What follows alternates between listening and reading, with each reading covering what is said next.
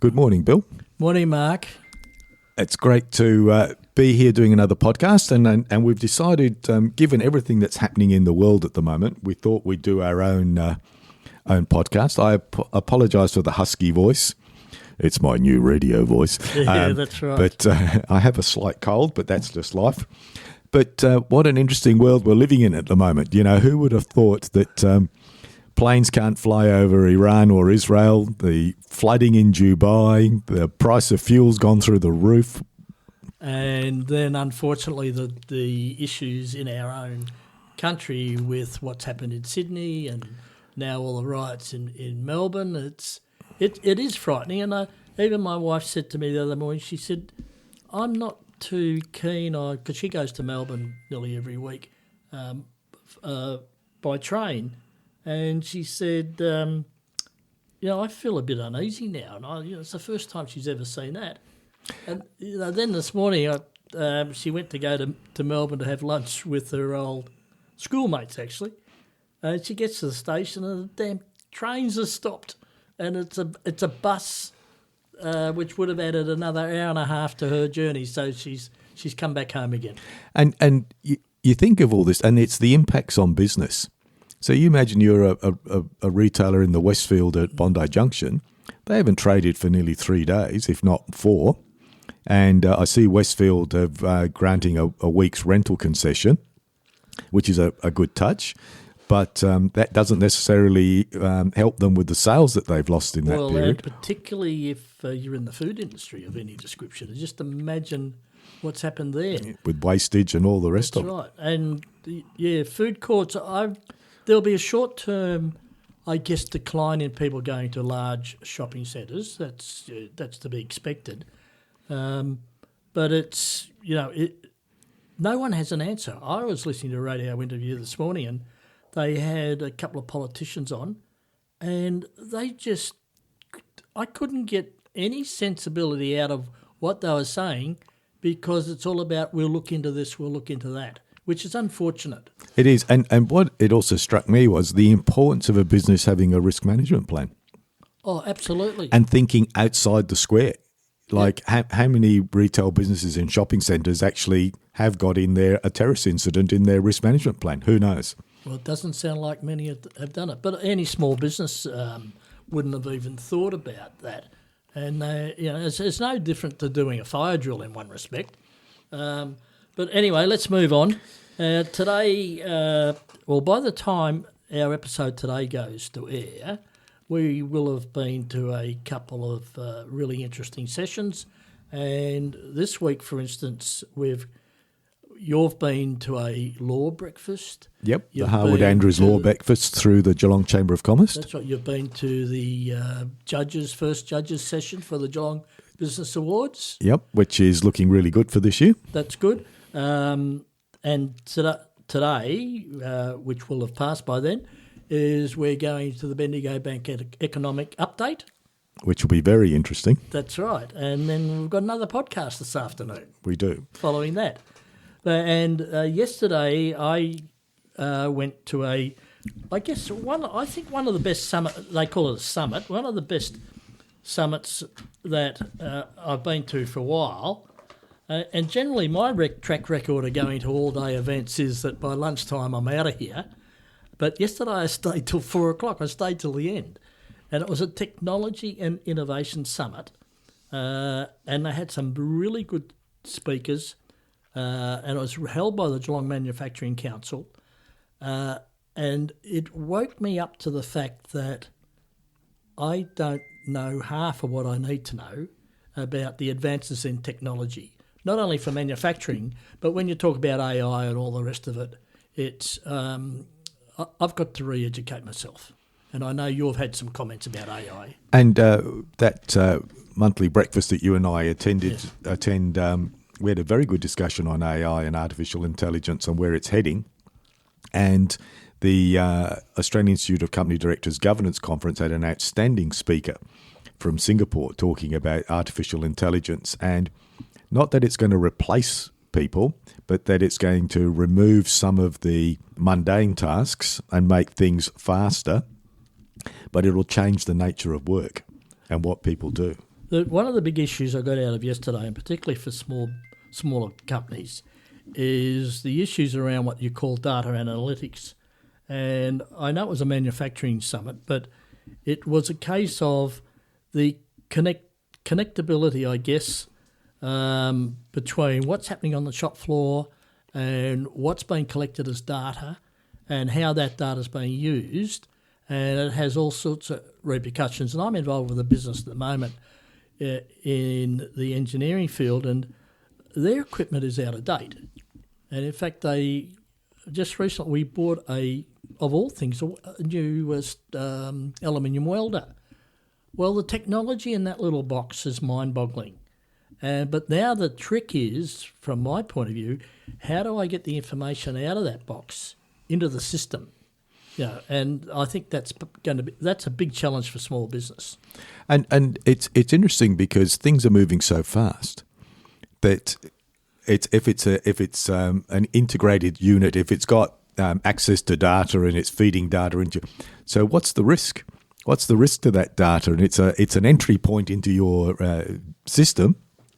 Well, that you just brought up a great point. Yesterday they spoke about data centres. So all this data that we collect around the world ends up in a data centre somewhere. And the interesting comment yesterday was the power required to run a data centre is greater than any of the other issues around battery storage or anything. And at the rate at which data is being collected, they won't be able to store it. They will not have the energy to be able to run these huge data centres. It's a scary fact, isn't it? That's right. So something will definitely happen there. Now, the other thing, Mark, is that by the time this podcast has gone to air, the Australian company directors will have run their Geelong. You're on the committee. What do they call it? Geelong event, educational event. That's right, and that event is going to focus around family issues and family companies, because 90% of all businesses in Australia are actually family-based businesses, of no matter how big or small they are. And the topics that we're going to talk about is a bit about governance, but mainly about succession planning, contracts, and advisory boards. And I'm actually one of the speakers, or I will have been a speaker by the time you hear this. And my topic is around advisory boards for family businesses. And it's a case of the real stats say that only 12% of family businesses survive to the third generation. So I spoke about why is that so, as I call it. But then more importantly, out of some of the workshops I've run with larger family businesses, it's always been recognised that one of the key issues for survival is having an advisory board. And so I spoke about, I guess, why you should have one, but more importantly, how do you choose an advisory board and who you should have around the table, and how do you work out the skill gaps in your business? And I've actually, I identified 16 key critical skills that probably should be around the table. And in most areas, and you would have come across this, the families don't have those skills. So question, Bill, what's the difference between an advisory board and a non-executive director on a company? Well, an advisory board, in theory, doesn't make decisions. They purely advise. That's right. And if they start making decisions, they are caught under the Corporations Act as a shadow director and are just as liable as directors. So a company needs to be, or a business needs to be really clear that they have an advisory board, and that's how it is. That's right. They're there to provide advice to the owner of the business or the CEO, not to direct them. The other industry Dan Simmons spoke about was more on the legal side of things. And one of the big issues is buy and sell agreements and family charters and the agreements between families. And you and I have pretty good experience where we've seen family businesses bust up because they didn't have some people call it charter. I call it rules of the game. But you need more than that. You need a legal document that spells out what are the situations in a buy and sell agreement amongst family members. And I've seen too many family companies that have kept lawyers rich by having a dispute at the end of the day. And it's interesting because yesterday at the Harwood Andrews breakfast, part of this discussion was on families, and they ran a bit of a scenario. And I was chatting to a young lawyer sitting next to me, and he said his experience, because they're based up in Ballarat, is around farms. And he said traditionally what seems to happen is the patriarch, the father, passes away and leaves the farm to the son. So there's a lot of money in the value of the land, but not a lot of money coming out of that land. And the other family members who don't get access to the farm want their share. And the only way they can get their share is if the land is sold and broken up. And it leads to enormous angst in families because they don't want to lose the family farm, but they want to take their cake and eat it, if you like. So, well, you've got mum and dad who probably got the farm from a grandparent before that. But now the current baby boomers, they would be at this stage, have had 4 kids or 5 kids, and you're quite right. So what happens when they die, and if it ends up in a legal argument, the courts will, or what I'm advised by a family court judge in Canberra, is that she takes the view of what is fair and equitable, and the equitable part's the most important part, because it's no longer, it's like 40 years ago, where the eldest or somebody on a farm got the farm. That can't happen anymore. So you're right. So they end up selling up. And that's how we end up also in ag business, in that farms are consolidating because there are lots of investors out there looking for smaller farms and consolidating them. And what's really important is that the family have the discussion and put the process in place, because lots of family businesses appear not to want to discuss the inevitable death of somebody because it's a touchy subject. But if they don't, when it does happen, it creates all sorts of angst. Well, I'm glad you said that, because in my talk at the RICD breakfast, one of the key issues was about having conversations. And it always amazes me that families are reluctant to have those hard and robust conversations. And I guess I saw it in my own family, where we had a family business. But my father never had a discussion with anybody with 5 kids, never had that discussion with us about what would happen if. And and we ended up having to sell for the very reason we just spoke about before. But the other issue that came out about on that AICD meeting was that the founders have to let go. Right? They have to let go, and they've got to delegate. And we all know businesses, Bill, where we know the founder won't let go. Oh, we sure have. And you and I have both worked with quite a few families where, but put yourself in their shoes. If you and I had started a business and it's got to our 70s or whatever, and we had kids that wanted to come into the business, we probably wouldn't want to let go. And this is the key issue. I remember when I did the Australian Institute Company Directors course years ago, we had a gentleman called I've forgotten his name. Henry Bosch it was, and his famous saying was that founders and board directors, for that matter, of any business have got to learn to stick their nose in and keep their fingers out. And that's a huge challenge in a multi-generational family business. And I come across that quite often. And having a succession plan discussion and a very clear plan in place means that there's less stress when things go awry and that they can work through it. So it's not wanting to let go causes more angst if suddenly they disappear off this mortal coil and they have to... we say with our podcast, everyone's got a story. Well, every family business has a story. There's no doubt about that.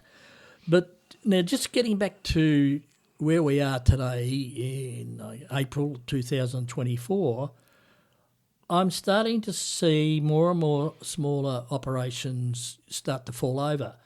I actually listened to a podcast only last week of a large supplier to building companies, and they made the comment that, they had 600 employees, this supplier, that they're seeing 2 to 3 small building construction companies closing up shop every week at the moment.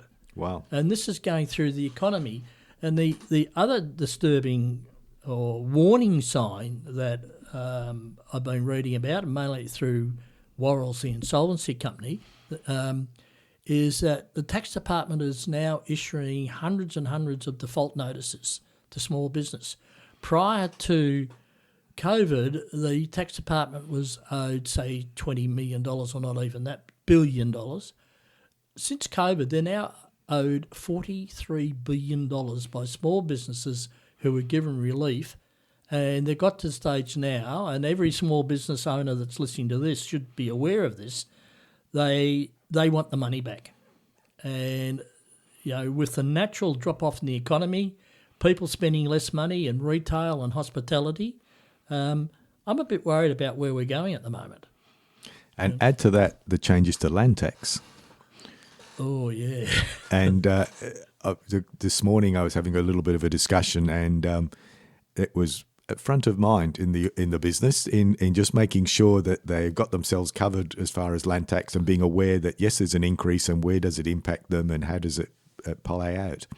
Well, did you see in the Geelong Market Square, is it? Which you know a lot about.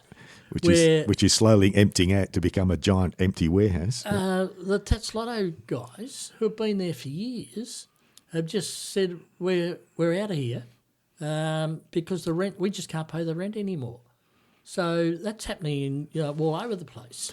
And it's interesting that's an interesting business, the Market Square, because the owners are Singapore-based, so they don't have any connection to the local community, and gradually the major retailers are pulling out. I think there's only JB Hi-Fi and Harris Scarfe left there in terms of big retail. Yeah, absolutely. And if one of those goes, they'll have this big building with nobody earning anything out of it. It'll be like sometimes you see the photos of the big malls in America that are just empty, right, derelict, and trees starting to grow through the middle of it. They sit there and they shutter them up as they do in the States. That's right. But it's interesting because you and I know a young Vietnamese man he is Vietnamese because he was born in Hanoi, who's got a great little cafe and restaurant, and he's quite buoyant, for instance, and he's about to start his second one. Yet we're reading recently, particularly in Melbourne, of the number of high-profile restaurants that are closing down. And there was an article the other day in the press about a lot of well-known regional restaurants with high-profile chefs that just can't maintain it anymore. And I guess that's what's going to that's what's running through the economy right now. And unfortunately, as more and more of these stories get talked about, it's a bit like Chicken Little. The sky's falling in. It starts to people think that things are getting really bad when they're bad, but you need to work through it. Well, I guess I'm old enough to have lived through two of them. Stock exchange crash in the 1990s, and history proves that things go in cycles, and that you'll have the ups and downs. The interesting stat that I saw a while ago was from Bernard Salt, the demographer, in that back in the 20s and 30s, that the gap between recessions or depressions in the economy could have been 20 years. He said, and when he put up the stats, it now shows that the rises and falls are now on a shorter time span. And we're seeing more of them more often, but they always come back. And I'm absolutely confident things here will come back, but I can't see it happening probably until the end of the year or early next year. But I'm not an economist, so maybe I'm smarter than they are. And we'll probably hear today about where the economists from the Bendigo Bank forecast, but it appears that cuts in interest rates have gone quietly off the agenda as things have not gone as well as they have with the inflation rate. But let's hope by the end of the year at least there are some cuts, because that will give a bit of a stimulation to the economy, with people suddenly realising their mortgage can go down slightly. The other issue in the press at the moment that I'm watching with interest is the government getting stuck into the supermarkets, the big boys, about, I guess they call it price gouging.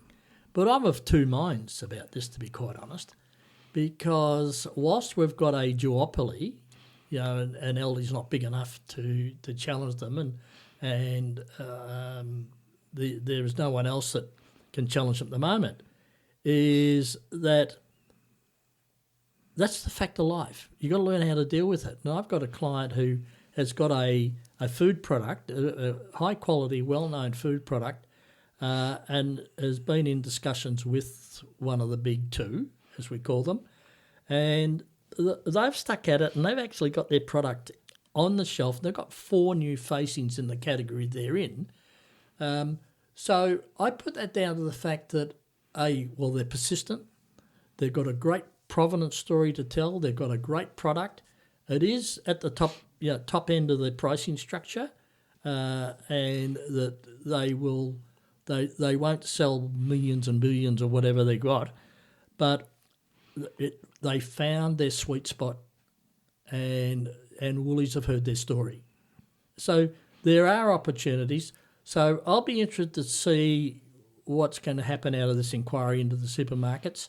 And from past experience, from 30 years ago, I was a major supplier in my business to all the big chains.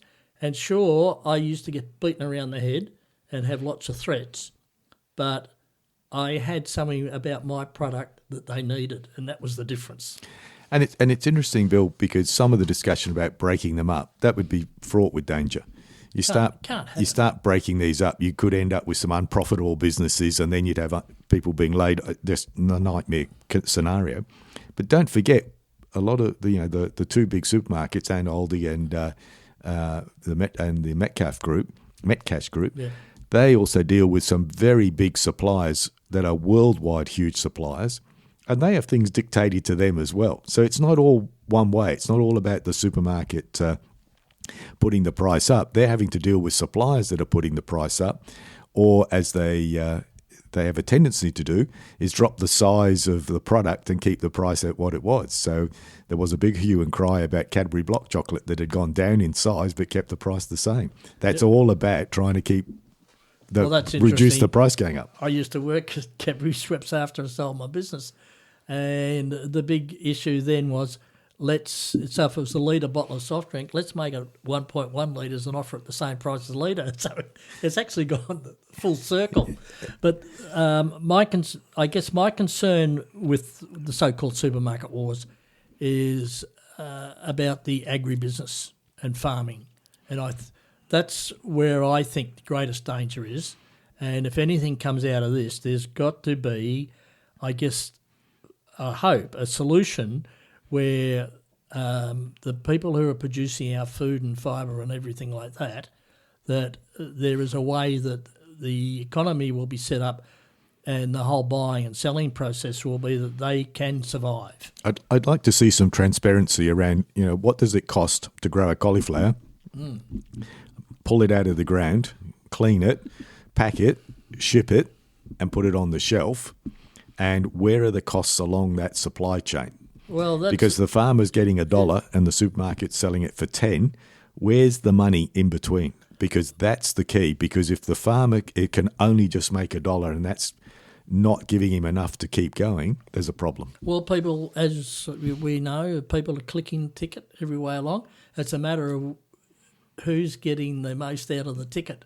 And that's where this whole issue of fair and equitable has to come into play. And it'll be good to, there should be some good out of it. And I noticed the Woolworths CEO made a comment that there's some learnings that they're implementing within Woolies already out of some of this inquiry. So it'll be interesting to see where it all goes. Look, finally, my final comment on this is that it's not going to change. The big will remain big, and Bunnings is a classic example of that. And I know the nurseries are all complaining that, the big box stores taking their business, but that's life. And you just, unfortunately, no point sitting there and saying, oh, woe is me. You've got to find a way about innovation and doing something different. And if you can't survive, then my solution to a couple of my clients was, let's put in a strategy where we can build it up and show that the businesses or your product's got potential and sell it. And I think unfortunately, that's an option for many. So to wrap up our little chat, Bill, I think the key things are have a shareholder agreement in place. Absolutely. Have a good succession plan. So everyone in the family knows who's going to take the business, why, and there's a shareholder agreement around that. And also with everything else that's going on, make sure your risk management plan is robust and covers every potential risk and how you would act with it. And I'm sure there's a takeout of Bondi. Westfield had a strategic risk management plan and they acted on it, and that worked reasonably well. But I think family businesses or small businesses need to be thinking of, it's not that it's going to happen to you, it could happen to you, and what are all the things you need to put in place. And as a operator of a business or a family group operating a business, you don't have a mortgage on knowledge, and you must look at how can I implement an advisory board that's going to help me through my business. Yep, and it only needs to be a couple of people, but That's people right. that you can trust and people that will give you frank and fearless advice. That's right, Mark. All right. Well, Thank you, Bill. Thank you. We'll have another rehash, I guess, in another 3 or 4 months' time. Okay, take care.